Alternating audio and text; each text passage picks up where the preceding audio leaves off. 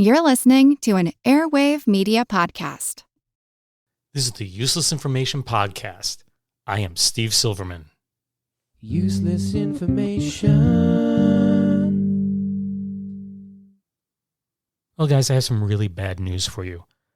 My wife and I have been talking for the past few weeks about how much time this podcast takes up, and we decided that after 13 years of doing this, it's time for me to finally step away from it all. Now, you may recall a few episodes ago I mentioned how I had a couple of years left on my contract, so I have found somebody to take over the show for me. His name is Nick Charlie Key, and I think he's perfect for the show. Let me just give you a little background on him. First, Nick started his career as a high school history teacher, so he's perfect for this. He was working in an under-resourced community school in Cape Town, South Africa, so he has a much better accent than I do. No New York accent. Anyway, he currently leads a team of creatives and leans heavily on his jack-of-all-trades creative skill set. Over the years, he's been the lead singer in a band. I can't sing for anything, so there's a plus right there. Anyway, he's been the lead singer in a band that has played alongside the likes of Maroon 5 and One Republic. He's published a best-selling cookbook focusing specifically on low-carb recipes, and nowadays he spends his free time researching interesting stories from history. See, perfect fit. The only difference is that he focuses on history of food. As I said, he lives in Cape Town. He's there with his wife and 2 kids. They're all under the age of 3. That's his kids, not his wife. And they have a French bulldog named Napoleon, which I think my wife would love because we had 2 cats, Napoleon and Josephine, but sadly they're no longer with us. Well, hold on. My wife wants to say something. April Fools! And why don't you say that in French? Poisson d'avril. Okay, so the reality is I'm not going anywhere. I'm already working on the next podcast, and hopefully I'll have that done soon. Today's actually the day of the great switcheroo, and that's where podcasts from all around the world are paired up with similar podcasts. And, this is to expose shows to different audiences. So Nick is playing one of my episodes in his feed, and I'm doing the same for him. Now, I should quickly mention that everything I mentioned about Nick is totally true. And I really, really think you're going to like Nick's show, and that's because he kind of does what I do. His podcast is titled The Fantastic History of Food. Now, the episode I've chosen for you today is titled Crazy True Stories About Ice Cream, which I think you're really, really going to enjoy. And if you do like it, be sure to check out the rest of Nick's episodes and consider subscribing to his podcast. Anyway, I will be back shortly. Anyway, let's give a listen to The Fantastic History of Food.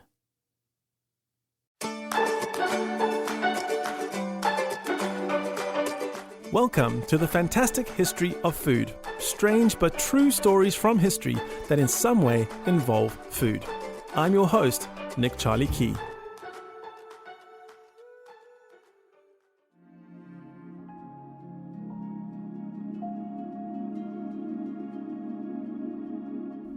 Today we're talking about ice cream. We all know it, we all love it, and if you don't, well then maybe by the end of this episode, you'll be inspired to give it another go. So let's go back to the very beginning.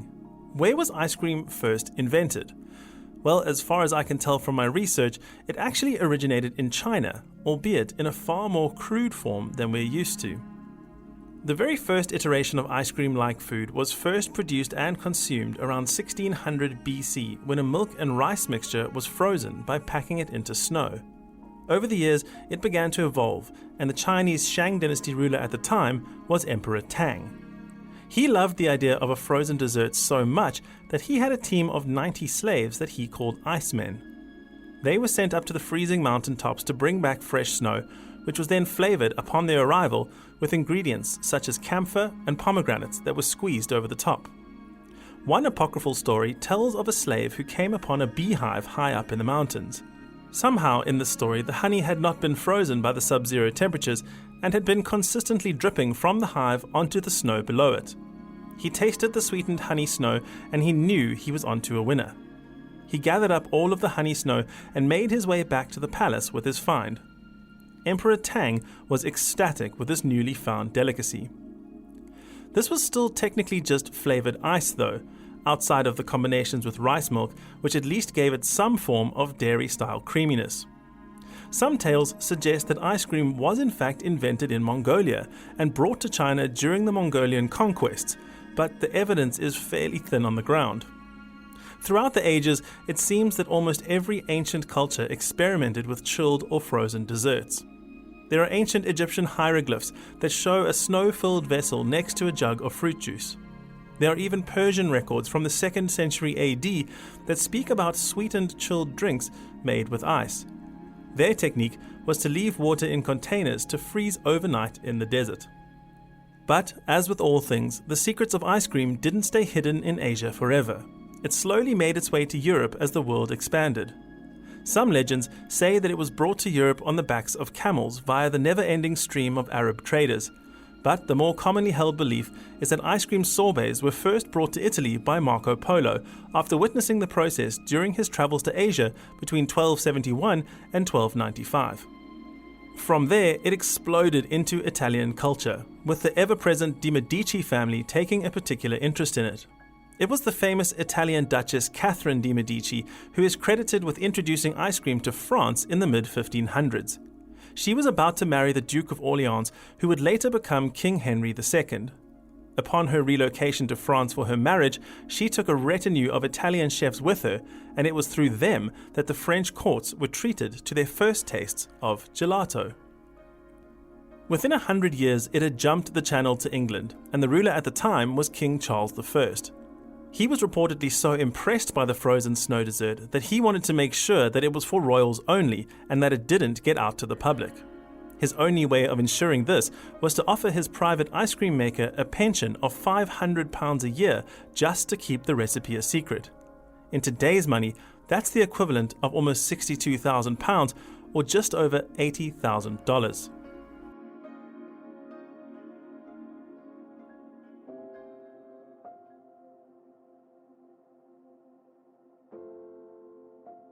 Fast forward a few hundred years and ice cream has become a household favorite around the world. At the turn of the 20th century, people were still eating it as a gourmet treat, however, and it was savored slowly, from a bowl and always with a spoon. But this would all change just a few years later. It was the year 1904, and the World's Fair was getting ready to entertain the masses in the city of St. Louis. The fair was meant to honor the significance of the Louisiana Purchase, as well as the great strides made by Lewis and Clark's journey west. But it would come to be known as the birthplace of something far closer to home for all of us. Now, the story of the first ever ice cream cone seems to be shrouded in layer upon layer of mystery. There are at least 8 different theories I can find that all claim to be the original moment when the cone was invented. But there's one story that seems to stand out amongst the rest. And so, for the sake of simple storytelling, that is the one I'll be sharing with you today. As with all good origin stories, this one begins as somewhat of an accident. A man by the name of Ernest A. Humwe was a Syrian immigrant to the United States and found himself manning a stall at the 1904 St. Louis World's Fair. He was preparing, making, and cooking a Syrian sweet treat known as zalabia. It's very similar in appearance to the classic Belgian or American waffles that we all know, but they are rolled out flat while still maintaining their distinctive grid pattern on the outside. The sun at the fair that year was scorching, and the heat was making everyone there sweaty and uncomfortable. Naturally, the fairgoers searched for something to grant them a few moments' respite from the heat and to help them cool down. And ice cream seemed like the perfect solution. It just so happened that Ernest Humwe's stall was situated next to one of the fairground's 50 or so ice cream sellers whose business was booming. The ice cream vendor couldn't scoop fast enough to keep up with the demand, and as soon as one order was served, he was already back to scooping the next one. This was great business for him, but there was just one drawback to all of this. He didn't have enough clean glass dishes to serve his ice cream in. He couldn't stop to wash them, and he was fast running out. Humwe saw what was happening next door to him when the brainwave hit. He wasn't selling his zalabia anywhere near as fast as the ice cream next door, but he realized a way to help both himself and his fellow vendor. He grabbed a freshly cooked waffle and rolled it up so that one end of it was closed and the other end open, invitingly, for a scoop of refreshing ice cream. He handed this cone to the bewildered man next to him, who quickly realized what was happening. He scooped a great ball of ice cream into the open end and served it to the customer waiting in line. This was something entirely new, and the customer was a bit skeptical upon first glance. But as he bit into the side of the cone and took a mouthful of smooth ice cream and crunchy waffle cone together, his face told the whole story. Everyone behind him in the line saw his reaction and suddenly began clamoring to get their hands on their own rolled Zalabia cone filled with ice cream. Hamwi rolled as fast as he could, and after the few seconds it took for each one to cool, they were being passed across to the ice cream vendor to fill and pass to the customer. They became an instant hit at the fair, and just a few years later, Hamwi would go on to found the Cornucopia Waffle Company in 1910, and in later years, the Missouri Cone Company, and then the Western Cone Company. Well, he'd clearly found his calling. Around the same time as the World's Fair was happening, an entirely different part of ice cream history was also happening in America and abroad. At the time, it was considered unseemly for a woman to attend a restaurant without being escorted by a man. Women who dined alone were eyed with suspicion, and in one famous case in the heart of Manhattan's theater district, a woman by the name of Rebecca Israel was refused entry at a restaurant known as Cafe Boulevard. The owner, a man named Mr. Rosenfeld, had a strict policy against serving unaccompanied women. Rebecca Israel attempted to sue the man for discrimination, but the case was ultimately thrown out by the New York Supreme Court in 1903. It was because of discrimination like this that a new style of eatery sprung up all over town. These restaurants primarily served ice cream and were made to be friendly towards women dining alone or in the company of other women. While they didn't outright ban men from attending, they made sure to decorate the rooms in an overtly feminine style for the time. Plush drapery, puffy armchairs, and marble fireplaces adorned the interiors, and they marketed these ice cream eateries as home-style dining rooms, which is where the name ice cream parlors came to be attached to them. Americans still use the title ice cream parlors today in certain areas, although the decor has significantly upgraded with the times.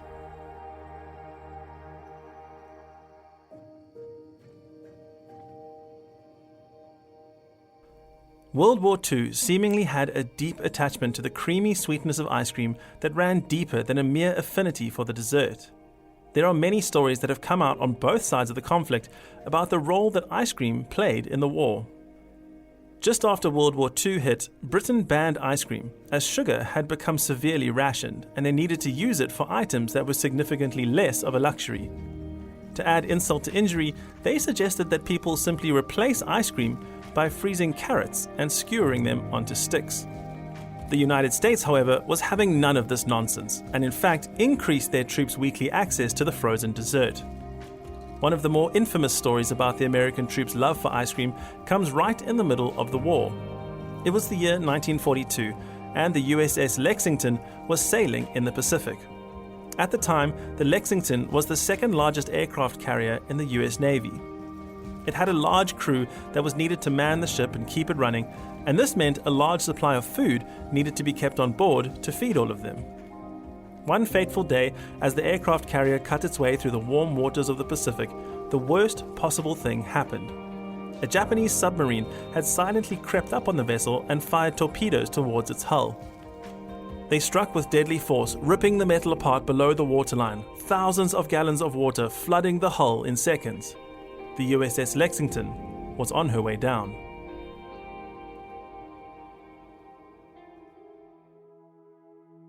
The crew on board knew exactly what to do. They had been drilled for just this set of circumstances. The commanding officers ran to their posts to instruct the sailors on how to abandon ship. But when they got there, the sailors were nowhere to be seen. The urgency to abandon ship found itself second to only one other pressing matter in each of the sailors' minds.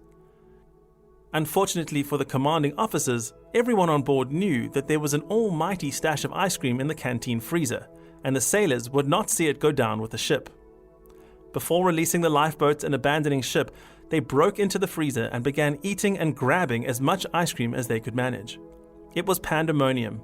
Men were scooping handfuls of it into their helmets until they overflowed, and then ran above deck, savoring the delicious treat as they lowered themselves into the Pacific Ocean. Then, just a year later, in 1943, the American Air Force heavy bomber crews discovered an ingenious way to make sure that they never ran out of ice cream. And the only way to ensure that was to make it themselves. They discovered that if they mixed the ingredients milk, cream, sugar, and egg yolks into large buckets before each mission, they could then strap those buckets to the outside of the rear gunner's compartment. Then they would all climb into the plane and commence with their mission. While they were many thousands of feet up in the air, the temperature up there was freezing, and when combined with the rhythmic vibrations of the engines, and sometimes the machine guns, it created the perfect frozen ice cream churner. When they landed, the ice cream had set and was ready to be enjoyed. For the less fortunate soldiers on the winter front lines, they would have to improvise. It seems the best they could come up with was packing fresh snow into their helmets and then melting chocolate bars over the fire to pour over the snow. It apparently created a halfway decent chocolate sorbet, but nothing quite like the real thing. The obsession with ice cream only continued to grow in the wartime efforts, as by 1945, the US Navy spent over $1 million converting an old concrete barge into a floating ice cream factory in the middle of the Pacific. The ship could churn out 10 gallons of ice cream every 7 minutes, and at its capacity could hold 2,000 gallons. They would sail to US Navy ships and deliver fresh ice cream to them if they didn't already have their own means of production. When the US Army caught wind of what the Navy was up to, they were determined not to be outdone. They constructed miniature ice cream factories all along the front lines and began delivering individual cartons to the soldiers hunkering down in the foxholes. It's also worth noting that these factories were merely a supplement to hundreds of millions of gallons of ice cream that was being manufactured abroad and shipped to the war effort. At its peak, they shipped more than 135 million pounds of dehydrated ice cream in a single year. And with that, I think it's safe to say that everyone's favorite frozen dessert has come rather a long way from water buffalo milk and rice being packed into some freshly fallen snow.